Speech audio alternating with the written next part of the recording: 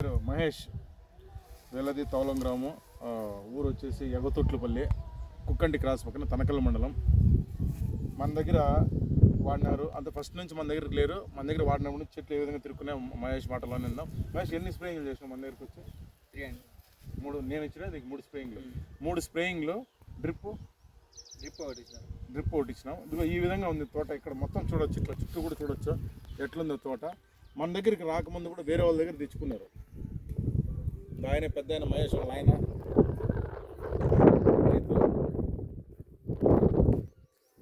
మన దగ్గరికి రాకముందు వేరే వాళ్ళ దగ్గర తీసుకున్నారు. అప్పుడైతే చాలా బాధపడినారు. అప్పుడు ఏ విధంగా ఉండిందో ఏమన్నా అప్పుడు మీరు బయట తెచ్చుకున్నారు కదా, ఎట్లుండింది అప్పుడు?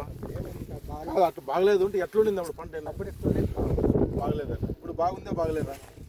పంట సాటిస్ఫైడా మీరు? మన దగ్గరికి వచ్చినప్పుడు బాగానే ఉందా? ఇది ఫ్రెండ్స్, ఏదన్నా కానీ మన దగ్గరికి వచ్చి మన సలహాలు పాటిస్తే తోటను కాపాడే బాధ్యత మాది. రేట్లు అనేది భగవంతుడిది, కష్టం అనేది రైతుది. ముగ్గురం కలుసుకుంటేనే ఏదైనా కానీ పంట తీయగలం. మీకేమన్నా సలహాలు సూచనలు ఏమైనా కావాలన్నా నా నెంబర్ స్క్రీన్ మీద ఇస్తాను, ఫోన్ చేయండి. అది కాకుండా మీ పంటకి ఏమైనా విజిట్ కావాలన్నా కూడా నన్ను కాంటాక్ట్ కండి. నేను మీకు వచ్చి సూచనలు డైరెక్ట్గా వచ్చి మీ పంటను చూస్తాను, సూచనలు ఇస్తాను. మీ పంట మీకు భద్రంగా మీ పంట మీ చేతికి ఇస్తాను. ఓకేనా? ధన్యవాదాలు, నమస్కారం. ఈయనే మహేష్.